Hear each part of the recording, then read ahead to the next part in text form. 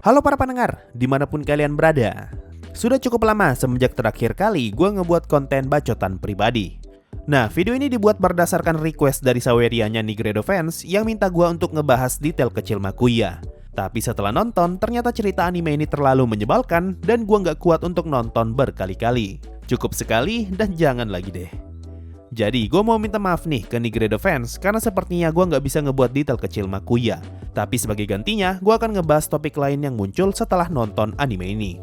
Disclaimer, semua yang akan gue sampaikan murni adalah opini dan berdasarkan selera gue pribadi. Kalian bebas untuk setuju dan tidak setuju dengan apa yang akan gue sampaikan, karena yang namanya selera tidak ada yang sepenuhnya salah dan sepenuhnya benar. Satu lagi, video ini akan berisi banyak spoiler dari berbagai macam judul anime lama, jadi hati-hati. So, langsung aja, mari kita mulai. Di salah satu saweran Nigredo fans, di sini dia ngomong, kalau Frieren bagus, sensei mesti nonton Makuya tuh. Nah, sebagai konteks untuk kalian yang gak tahu, Sousou no Frieren adalah judul manga yang bercerita tentang seorang gadis elf mantan anggota parti pahlawan. Manga ini menceritakan perjalanan hidup seorang elf bernama Frieren, di mana satu persatu teman-temannya wafat akibat usia. Padahal dalam kacamata Frieren, waktu belum berlalu begitu lama semenjak mereka terakhir kali bersama. Simpelnya seperti itu. Kemiripan antara Frieren dan Makuya adalah konsep ceritanya yang sama-sama mengambil tema tentang makhluk berumur panjang dan dikelilingi manusia yang berumur pendek. Kalau dilihat dari sisi ini, gue sangat setuju kalau Makuya dan Frieren memiliki feel cerita yang sama. Tapi bedanya, Makuya menggunakan pendekatan drama yang lebih ke arah politik kerajaan, sedangkan Frieren lebih ke arah makna kehidupan dan hubungannya antar makhluk hidup.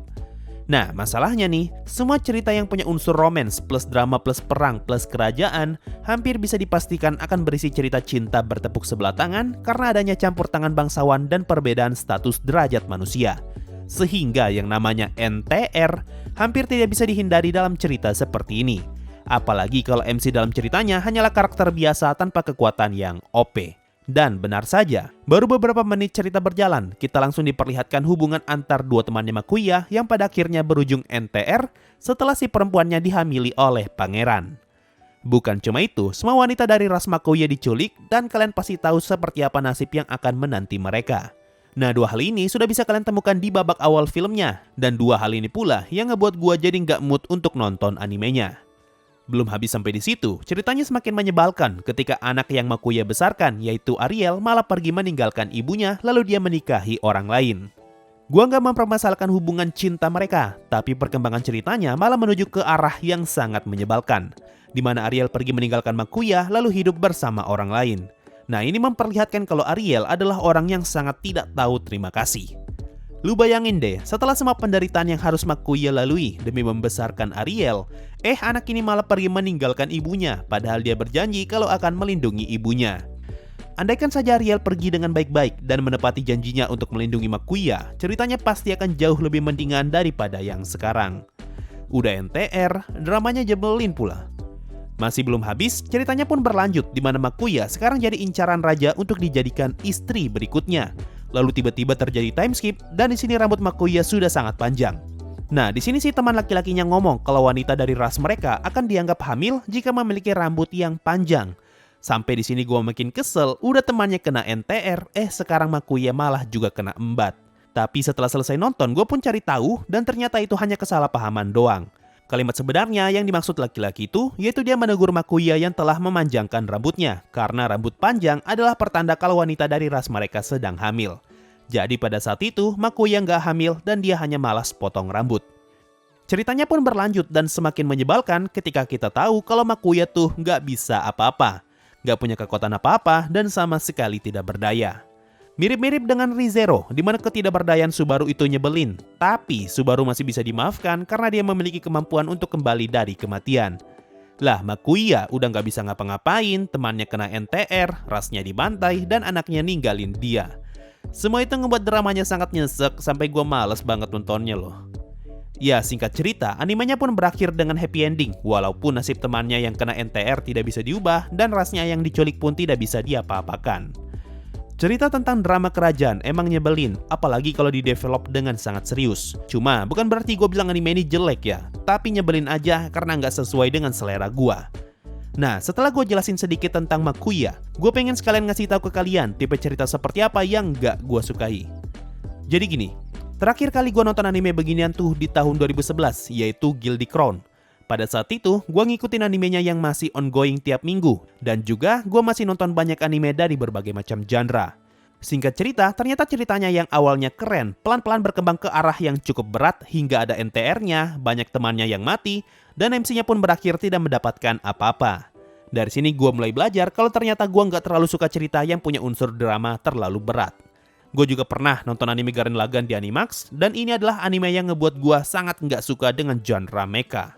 Awalnya ceritanya keren, tentang kakak beradik yang menemukan kepala robot. Tapi makin kesini kakaknya malah mati, teman-temannya banyak yang mati, dan ujung-ujungnya cewek yang dia sukai juga mati. Hasilnya, si MC-nya pun berakhir tidak mendapatkan apa-apa. Nah, dari sini gue belajar kalau genre mecha sangat identik dengan kematian karakternya. Lalu di tahun 2014, anime Kamega Kill pun rilis dan gue ngikutin setiap minggunya. Animenya dimulai dengan pendekatan yang cukup tragis, tapi gue mencoba positive thinking karena ceritanya mungkin akan lebih mendingan. Karena anime ini penuh dengan karakter keren dan terlihat kuat. Tapi makin kesini, karakter yang mati makin banyak, bahkan 99% karakternya mati semua, termasuk si MC. Dari sini gue pun belajar kalau nonton anime dengan cerita bunuh-bunuhan malah bikin capek. Lalu masuk ke tahun 2018, di sini rilis anime Grand Cast Senki yang masih ongoing. Sebelumnya gue udah pernah ngikutin Arslan Senki dan gue sangat suka dengan ceritanya. Meskipun bercerita tentang perang, tapi ceritanya cukup ringan untuk diikuti. Makanya gue mengira kalau Grand Cast Senki akan memiliki feel yang mirip seperti Arslan Senki. Tiba-tiba ada satu episode di mana karakter ceweknya malah mengorbankan tubuhnya demi tujuan yang ingin dia capai. Sama persis seperti yang terjadi di Guilty Crown, alias ceritanya punya unsur NTR. Hari itu juga, gue langsung berhenti ngikutin anime ini, lalu gue pun belajar kalau cerita dengan unsur perang sangat identik dengan politik kerajaan yang kotor dan penuh dengan NTR. Nah, dari semua contoh tadi, gue pun mulai belajar untuk memilih cerita yang akan gue ikuti. Gue malas nonton anime mecha, apalagi kalau mecha dicampur dengan romance dan drama tanpa adanya unsur komedi. Kemungkinan untuk terjadi NTR bisa dibilang cukup tinggi. Apalagi kalau target pasarnya adalah seinen, maka hampir 99% akan ada NTR-nya. Gue juga malas nonton anime bunuh-bunuhan dengan tema Battle Royale, perang antar fraksi, survival bunuh-bunuhan, dan sejenisnya lah. Contohnya seperti Shingeki no Kyojin dan Chainsaw Man. Tapi meskipun malas, bukan berarti gue nggak akan nonton anime itu. Contoh, kalau misalnya gue dikasih pilihan untuk nonton 7 judul anime, maka anime yang punya unsur mecha, NTR, dan bunuh-bunuhan akan jadi prioritas paling bawah dari opsi yang akan gue pilih. Tapi sekalinya gue nonton dan ternyata ceritanya cocok, gue akan terus ngikutin ceritanya.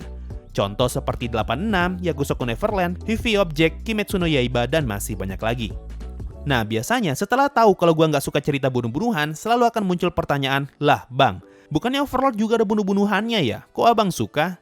Jadi gini, ada anime di mana kalau karakternya mati, gua jadi malas nonton, dan ada anime kalau karakternya mati, gua malah nggak masalah. Nah, Overlord masuk ke kategori anime di mana kalau karakternya mati, gua nggak masalah sama sekali. Ya, gue tahu ini kedengaran sangat hipokrit, tapi gue emang hipokrit. Gue bisa nggak suka akan sesuatu karena satu alasan, tapi gue bisa suka sesuatu yang lain dengan alasan yang sama. Contoh, gue nggak suka cerita mecha, tapi ketika gue nonton 86, gue merasa ceritanya sangat menarik sehingga gue bisa menerima kematian setiap karakternya. Tapi gue malas nonton Shingeki no Kyojin karena gue udah bisa merasakan kalau tipe cerita seperti ini sama sekali nggak ragu untuk mematikan karakter intinya.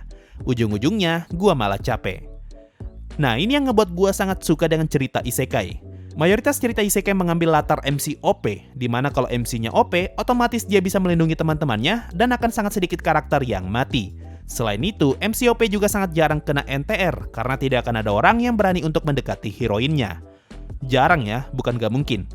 Lalu, kalau misalnya si MC ditindas karena perbedaan status ataupun kebusukan para bangsawan, dia bisa melawan semua perlakuan itu dengan menunjukkan kehebatannya sebagai karakter yang OP. Semua itu ngebuat cerita isekai jadi sangat menyenangkan untuk diikuti. Sekaligus, gue sebagai penonton ataupun pembaca merasa aman karena tidak akan merasa dihianati oleh perkembangan ceritanya. Gue tuh nonton anime, baca manga, dan baca light novel semata-mata hanya untuk mencari kesenangan. Gue ingin terhibur dengan komedi, tersentuh dengan drama, dan merinding karena keseruan. Bukan dibuat kesel karena NTR, dibuat nyesek dengan drama penuh kesengsaraan, dan dibuat capek dengan banyaknya karakter yang mati. Bukannya seneng, gue malah males. Makanya jangan heran kenapa sampai sekarang gue belum buat detail kecil Evangelion, meskipun banyak dari kalian yang request. Karena gua tahu kalau di anime itu ada banyak karakter yang akan mati, apalagi ada mekanya, makin males gua nontonnya. Ingat ya, malas bukan berarti gua nggak akan nonton. Kalau misalnya gua udah mood, bakal tetap gua tonton sama seperti ketika gua ngebuat konten Kimetsu no Yaiba dan Yakusoku Neverland. So, itu tadi sedikit bacotan gua mengenai tipe anime yang gak gua sukai. Mungkin itu saja untuk video kali ini, makasih semua yang sudah mendengarkan sampai di titik ini. Sampai jumpa di video berikutnya, dan bye-bye! Yo, waktunya Saweria, ada dari Danko-kun. Bang, itu yang di Instagram itu gue. Kalau mau tanya soal kenapa bisa kena hack, DM Instagram gue aja, itu gue baru bikin. Oke bro, gue udah tanggepin ya. Dan ada dari Papa Faiz. Sesudah sawer minggu kemarin, akhirnya istri senyum lagi. Hahaha, semangat sensei. Thank you Papa Faiz.